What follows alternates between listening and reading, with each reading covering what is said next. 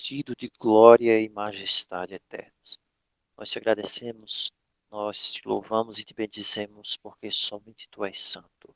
Tu és aquele que és e que era antes de todas as coisas.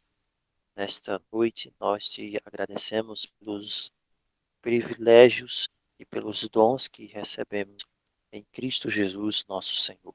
Nós louvamos o teu nome, porque cada provisão de graça que vem ao nosso encontro, ela vem preparada desde os altos céus, para preencher os espaços vazios que existem ainda nesse ser que é formado, que está sendo formado, imagem e semelhança de Cristo. Abençoa-nos nessa noite ao meditar em tua santa palavra, para que sejamos por ela mais uma vez alimentados. Abençoa cada irmão em seus lares, onde quer que estejam. Que a tua graça os alcance e os abençoe mais uma vez. É o que nós te suplicamos, em nome de Jesus, nosso Senhor e Salvador. Amém.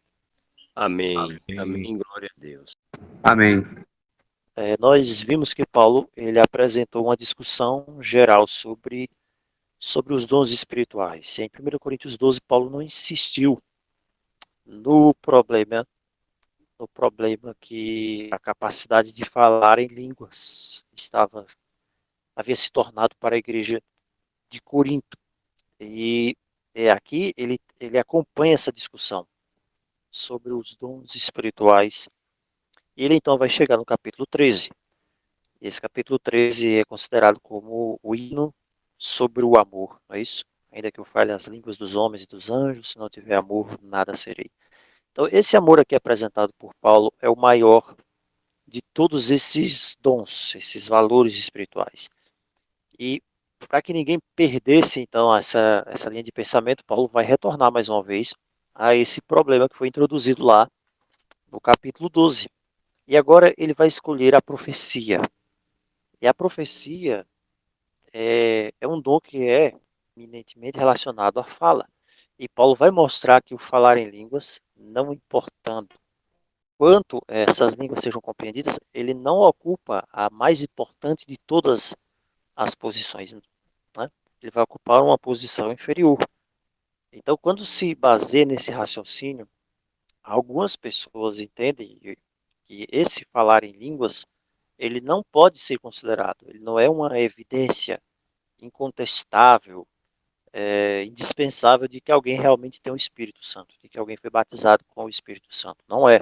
Isso aqui hoje tem sido defendido pela uma grande parte do meio evangélico em si, pentecostal, neopentecostal, sobre que não, você precisa falar em línguas, demonstrar um falar em línguas estranhas para que realmente você esteja batizado com o Espírito Santo. E não é isso que a Escritura nos diz. Não é. Quando nós iniciamos aqui o estudo de 1 Coríntios capítulo 14, verso 1 ao verso 5, a primeira coisa que nós vamos ver é que o dom de profecia, dom profético, ele é o dom mais importante dentro desses dons que estão sendo analisados até agora. Então, Paulo vai usar aqui, logo de início, você vai ver que ele usa dois termos. Ele fala seguir o amor, assim, em outras fala sobre seguir a caridade. E depois ele fala procurai com zelo os dons espirituais. Então, esse seguir aqui, ele vai indicar claramente um perseguir, na verdade. É uma ação que não termina. E procurai com zelo esses dons espirituais, ele vai realçar a intensidade dessa busca. Essa intensidade, e não a continuidade dessa ação, mas a intensidade. Então, esse amor deve ser buscado com persistência, mas também é correto desejar os dons. E desses dons, Paulo vai colocar a profecia em primeiro lugar, que está ligada, logicamente, à pregação. Então, o ponto central aqui é a transmissão dessa mensagem, essa mensagem que é inspirada por Deus. Então, várias comparações entre falar em línguas e profetizar vêm a seguir. E quando você, esse ponto também aqui, ele é interessante porque é um ponto que ele é tirado de lado e ele vai se aplicar também à questão do falar em hebraico. Não há uma superioridade em si com relação à santidade ao você falar hebraico, ou você falar em aramaico, ou você falar o latim, que é uma língua morta. Não há isso na escritura. Porque Paulo inclui aqui, e fica muito claro, que dentro do falar em línguas, e obviamente você vai encontrar aqui a língua hebraica, esse falar em línguas não está superior ao dom de profecia. E Paulo também não faz menção a que a profecia precisa ser uma profecia helenizada, falada em grego, nem também uma profecia que seja é, proclamada no hebraico. Então, fica claro aqui essa tendência hoje que existe em alguns meios que não tem respaldo na Escritura. Outro ponto também é que a profecia precisa ser entendida. Nós vemos isso no verso 2 ao 3. E Paulo indica a profecia, mas ele faz isso apontando também que existem as limitações daqueles dons estranhos do dom de língua. Então ele vai dizer que ninguém entende o homem que fala em línguas. Então, essa razão aqui para falar em línguas, porque o falar em línguas é inferior ao dom de profecia, é porque o falar em línguas em si mesmo, vamos dizer assim, ele precisa de um pedestal para que ele não seja manco. Porque o que fala em línguas estranhas não fala aos homens, senão a Deus. Senão a Deus. Então, se não houver um agente interpretativo da língua estranha, não há um objetivo a ser alcançado através do dom do Espírito. É como se um dom do Espírito estivesse sendo amputado. Agora, interessante, a palavra estranha aqui, é interessante isso, a palavra estranha, se pegar na sua versão, na corrigida fiel, por exemplo, em outras versões, ela está em itálico. Então, quando você pega uma versão autorizada, corrigida fiel, você vai encontrar é, em outras versões mais que são fiéis, você vai encontrar ali termos em itálico. Aqueles termos em itálico não constam no original. Então, a sugestão é essa. Quando, quando foram fazer lá a versão autorizada do Rei James, lá de 1611, o que é que tem lá? Versão autorizada. Você vai ver que lá tá, ninguém entende. Tá lá, ninguém entende. Estou aqui com a corrigida fiel. Quando a gente vai para autorizada, você vai ver que tem aqui, né?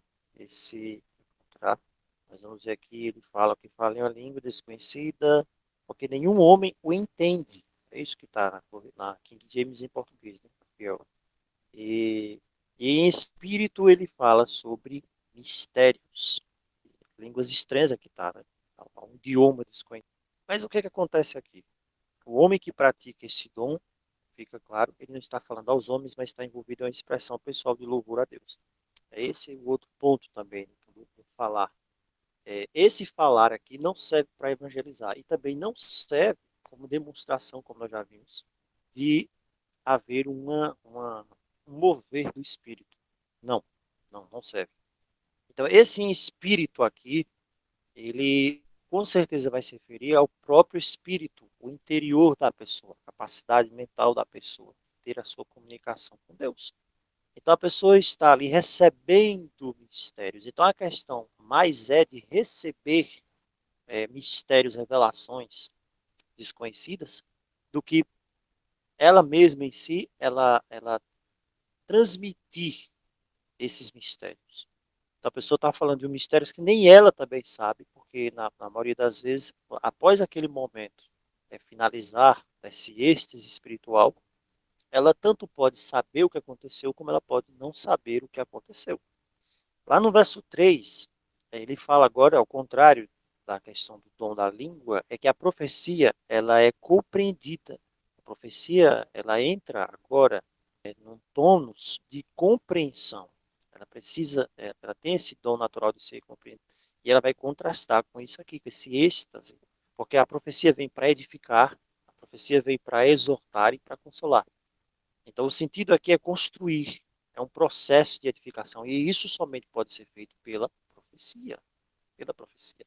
É um aviso, é o encorajamento, né? É um pronunciamento para persuadir, para estimular, para acalmar. Então, tudo isso você vai encontrar na profecia.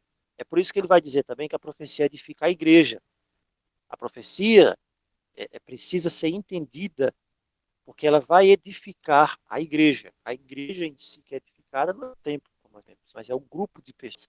Então, falar em línguas desconhecidas não é algo que edifica a igreja, primeiramente. É algo que só edifica se houver uma interpretação que Na maioria das vezes, na igreja de Corinto, ela era uma interpretação externa, porque a própria pessoa, o emissor, ele não tinha a ciência. Agora, o que é que acontece também no sentido da língua dos homens e dos anjos, que Paulo fala aqui? A língua dos homens era a língua evangelística. Foi o dom, a forma como o Espírito se manifesta em Atos capítulo 2, porque a palavra diz que ali haviam pardos, elamitas, pessoas de várias nacionalidades, com linguagens diferentes. O Espírito vem para mostrar que a mensagem de salvação do Evangelho é uma mensagem universal, dada para todas as pessoas. Até nós estávamos falando, quando alguém, a gente vê isso em Atos capítulo 10, por exemplo, a gente vê lá naquele encontro de Paulo, com aquelas batizadas apenas no batismo de João, e a gente vê que ali havia essa ligação. Recebestes o Espírito Santo quando crestes, existe o Espírito Santo. E quando eles são batizados em nome do Senhor Jesus, então o Espírito vem e eles começam a falar em outras línguas. Então o pacote evangelístico que era dado para a igreja primitiva era justamente o falar em línguas. Porque quando a pessoa ali ele falava em línguas, ele estava automaticamente chamado, ele havia recebido o convite, ele estava capacitado para ir por todo o mundo e pregar o evangelho a toda criatura. Então, essa é a capacitação. E você vê isso lá em Atos 2, que aquelas pessoas que estavam ali reunidas no dia lá de Pentecostes, eles ouviam os discípulos falar as maravilhas do reino de Deus. Então, você aqui, o que é que acontece? Você está tendo uma tradução em tempo real, feita pelo Espírito, para as pessoas que estavam ali. Veja que eles dizem, nós os ouvimos falar as maravilhas do... E aí vem mais um mistério ali. Eles estavam falando mentalmente, tendo ciência, em Atos capítulo 2, vou aprofundar nesse ponto. Eles estavam falando em Atos capítulo 2, na mentalidade, juntando frases, palavras, na própria língua hebraica, por exemplo, se nós fôssemos falar hoje, seria no nosso português, aqui, o raciocínio, nós usaríamos a palavra, né, na mente, aqui, o conteúdo da mensagem, em português, na nossa língua. Ou seja, os discípulos estavam ali falando na mente deles normalmente, ou eles tinham consciência que eles estavam falando em outra linguagem também, e essa linguagem estava alcançando as pessoas que estavam. Bem, isso é um mistério. O que nós sabemos é que eles estavam ouvindo na sua própria linguagem. Isso em Atos capítulo 2, na sua própria linguagem. A língua que era falada dentro lá da igreja de Corinto, e aí você imagina só, as pessoas se reuniam ali. Essa língua é uma língua também inteligível, da mesma maneira que é a linguagem que foi proclamada em Atos capítulo 2, a mensagem que era proclamada em Atos capítulo 2. E é por isso que Paulo diz, é preciso que alguém interprete. Se ninguém há para interpretar, então não há necessidade também de falar. Agora, quando Paulo diz, em espírito fala mistérios, ele agora está se referindo aqui a uma revelação que a pessoa poderia. O que indica a mensagem de Paulo é que a pessoa agora estava ali, vamos dizer assim, recebendo a língua dos anjos. Língua dos anjos. A pergunta é: existe uma linguagem dos anjos? E aí algumas pessoas dizem, né? Eu já vi bastante alguns comentaristas dizendo o seguinte: não, não existe uma linguagem dos anjos. Porque em todo momento que os anjos entraram em contato com os seres humanos, eles falaram a nossa língua. Mas é claro que eles tinham de falar a nossa língua. Como é que o Deus envia um anjo para falar com alguém, para dar uma mensagem para alguém? Isso é um raciocínio muito falho. Como é que Deus envia um anjo para dar uma mensagem a Daniel, por exemplo? E quando o anjo vem para falar com Daniel, para dizer tudo o que aconteceu, o anjo vai falar uma língua estranha para Daniel. Não tem sentido. É claro que ele precisa falar algo inteligível para Daniel. E mesmo assim, naquelas coisas inteligíveis que ele falaria para Daniel, havia coisas ali que Daniel não entendeu. Então, mas isso não quer dizer que não há um outro tipo de idioma que seja falado exclusivamente pelos anjos, porque eu não tenho na escritura um substrato claro para dizer que há, e também eu não tenho na escritura um substrato claro, um fundamento claro para dizer que não há. Eu tenho um fundamento, eu tenho um contexto na escritura em que Paulo disse, se eu falasse a língua dos homens e dos anjos. Alguns dizem assim, não, quando Paulo disse, se eu falasse a língua dos homens e dos anjos, Paulo está tipo, exagerando a coisa. Está como se estivesse usando uma figura de linguagem, um hipérbole. Olha, você pode falar a língua dos homens, todas as línguas, e falar até a língua dos anjos. Eu não acredito assim, eu não vejo dessa forma. Não dá para entender assim. Não dá para dizer claramente que Paulo está fazendo um exagero para aumentar a questão toda. Se você não tiver amor, não serve de nada. Porque Paulo faz menção que há uma língua que você poderia falar ela. Você poderia falar. E mesmo assim, se você falasse essa língua e você não tiver amor, você não é nada. Você é um nada. Você é um zero à esquerda. Então, essa questão da língua em Corinto, ela havia assumido proporções que não eram as proporções que edificariam a igreja. Isso não edificaria a igreja. Então, eles estavam indo um pouco longe nessa questão. Então, outro ponto, Paulo não proibiu falar em línguas. Por que Paulo não poderia proibir o falar em línguas? Porque o falar em línguas é o dom do Espírito. Quem controla é o Espírito. Então, tanto a revelação de certos elementos que o homem, como falar em línguas missionário, não podia ser proibido. Não há como se controlar o dom do Espírito. Mas ele diz que o dom de profecia, eles buscavam muito, eles estavam buscando o dom de falar em línguas, mais do que o dom de profecia. E aí onde Paulo diz, espera aí, eu preciso colocar as coisas no lugar.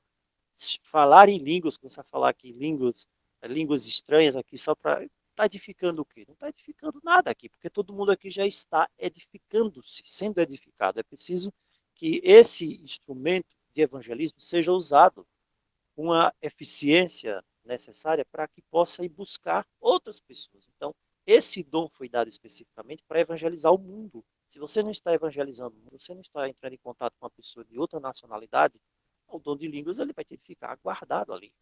Mas o Espírito, quando ele concede um dom a alguém, esse dom ele pode ser ativado em qualquer momento, porque é o Espírito quem determina isso. Então, esse critério de avaliação do dom, se esse dom tem uma aplicabilidade dentro do meio do povo, da igreja em si, remanescente, é se esse dom agrega um valor para aquilo ali. Então, quando Paulo faz essa concessão de falar em línguas, o que é que Paulo faz? Ele está insistindo aqui que o valor é menor que o de profecia, a não ser que haja uma interpretação. Ou seja, a pessoa havia recebido o dom de falar em línguas. Outro ponto, nem todo mundo recebeu o dom de falar em línguas. Então não tem sentido essa busca desgovernada hoje, tá, aí, de falar em língua, começar a falar uma coisa e começar a falar em línguas. Não tem sentido, porque os dons do Espírito eles são dados de uma forma é, universal, mas eles são particularizados. Então, a igreja não tinha necessidade de todo mundo falar em língua. Quem falava em língua ali era uma pessoa que havia recebido esse dom para poder ser usado para a pregação do evangelho. Então, esse aqui é o ponto. Então, aquela pessoa podia receber o Espírito vir sobre a pessoa e a pessoa pregar um texto de Isaías 40, por exemplo. E aí a pessoa que estava ali do lado, outro irmão que estava do lado, que entendesse aquela língua, como se ele estivesse falando ali em aramaico, em grego, o Espírito havia. Então, Paulo diz, já que ele está falando assim, qual é a mensagem que ele está trazendo? Se havia outro irmão ali, que tinha também o dom dado por Deus, que se move, o dom ele é maleável, ele vai se encaixar às circunstâncias. Irmãos, que Deus abençoe a todos. Felizmente nós vamos ter de parar por aqui. E eu peço ao nosso irmão Marlon para nos dirigir nessa oração. Deus abençoe. Oremos ao Senhor. Graças te damos, ó Pai, pela manifestação da tua graça no nosso meio, por ter nos acolhido neste santo reino, por tua palavra nesta noite e pela vida de cada um dos teus filhos. De igual modo, eu quero te suplicar, ó Pai, pelo retorno da irmã Michele e o irmão Edson, que o Senhor continue a conduzir na tua santa paz, nos teus santos cuidados, também o irmão João e a irmã Rosandra também, que retornará para o seu lar. Pai querido, fica conosco. Obrigado pelos cuidados que tem tido para com cada um de nós. E nos ajude, ó Pai, a permanecer nesses teus santos e retos caminhos.